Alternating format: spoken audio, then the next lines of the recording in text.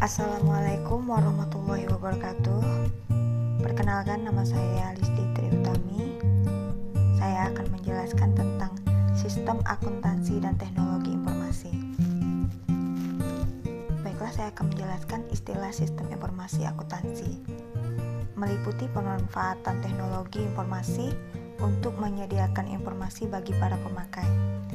Teknologi informasi mencakup komputer, tetapi juga mencakup teknologi lain yang digunakan untuk memproses informasi. Sedangkan fungsi sistem informasi bertanggung jawab untuk pengolahan data, merupakan aplikasi sistem informasi akuntansi yang paling mendasar dalam tiap organisasi atau perusahaan dan telah mengalami evolusi dari struktur organisasi sederhana yang meliputi beberapa orang saja, seperti struktur yang kompleks meliputi banyak spesialis yang bermutu. Dalam emergensi sistem informasi terdapat pemakai akhir komputasi atau disebut juga dengan end user computing yang melakukan aktivitas pemrosesan informasi sendiri dengan perangkat keras, perangkat lunak, dan sumber daya profesional yang berada dalam suatu organisasi.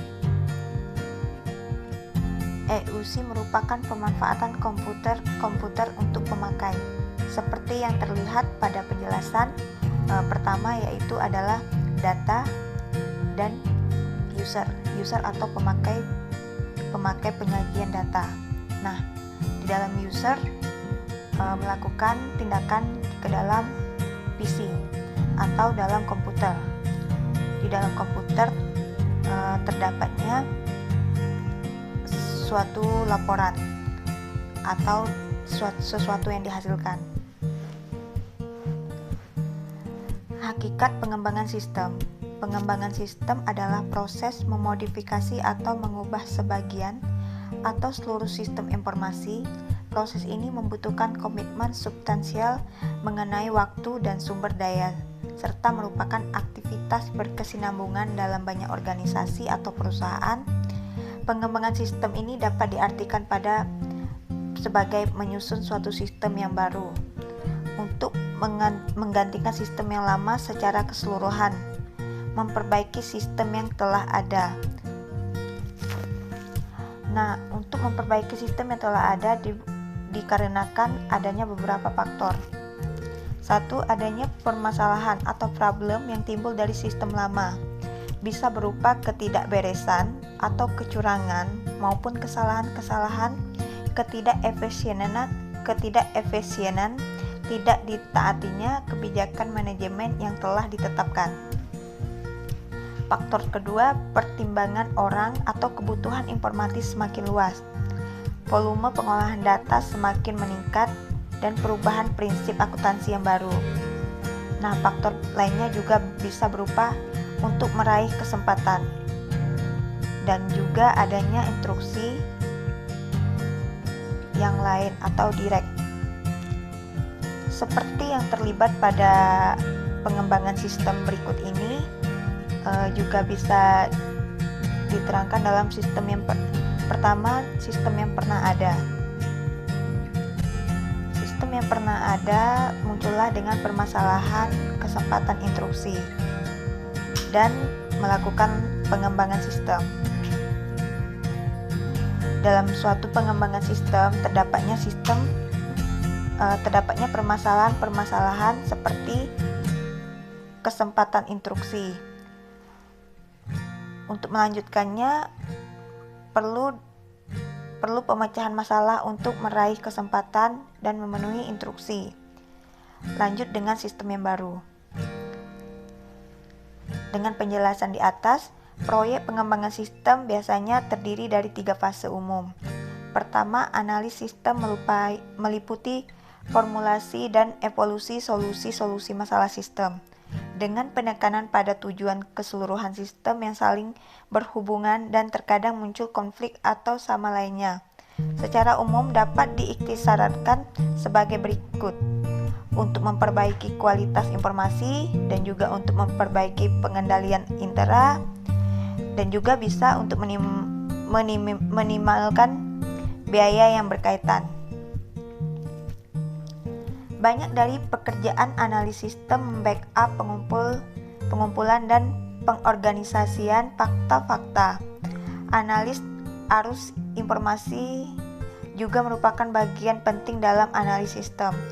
Diagram arus data, logis, dan bagan arus analisis dapat bermanfaat dalam memberikan gambaran keseluruhan dari proses transaksi dalam perusahaan. Perancangan sistem juga adalah proses menspesifikasi rincian solusi yang dipilih oleh proses analisis sistem, termasuk evaluasi efektivitas dan efisiensi relatif dalam perancangan sistem dan lingkup kebutuhan keseluruhan sistem, serta harus menghasilkan blueprint atau cetakan biru bagi kelengkapan sistem, bagan IVO dan HIVO, bagan arus program, pencabangan dan tabel keputusan, serta teknik-teknik sistem lainnya banyak digunakan dalam pendokumentasian rancangan sistem informasi.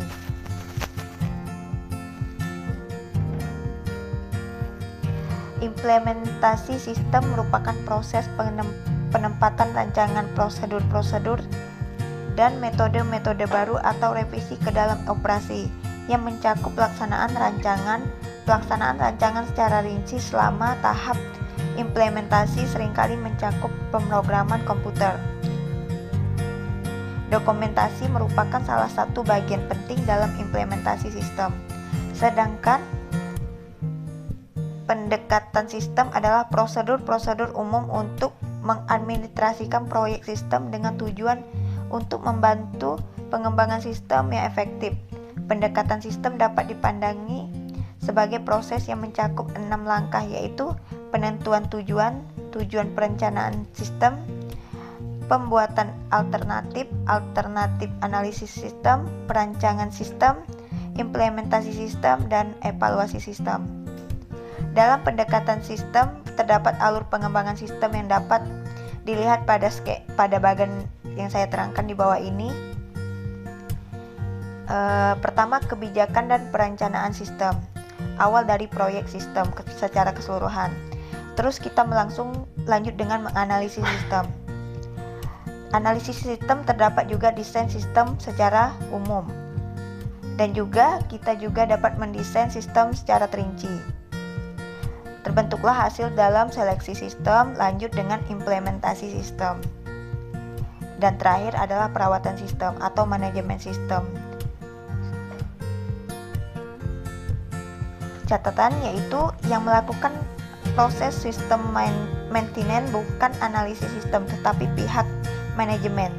Dalam hal ini adalah manajemen informasi.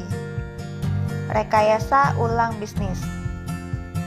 Rekayasa ulang bisnis merupakan istilah yang diterapkan dalam pengembangan sistem, di mana seluruh fungsi bisnis dirancang ulang dari dasar yang didorong oleh beberapa faktor, diantaranya Total Quality Performance atau TQP, yang saat ini sering disebut dengan Total Quality Management, atau juga biasa disebut dengan gugus manajemen mutu, yang mempunyai filosofi bahwa seseorang harus melakukan sesuatu dengan benar pada kesempatan pertama dan mensyaratkan pada produksi berkualitas tinggi.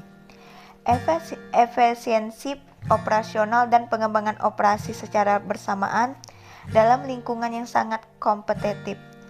Di perekonomian global, TQM atau juga Total Quality Management merupakan strategi untuk bertahan. Faktor lain yang mendorong rekayasa ulang adalah perkembangan tren layanan informasi, seperti pengembangan cepat dari pemakaian mainframe ke sistem terbuka, serta peningkatan perhatian manajemen mengenai hasil investasi teknologi informasi.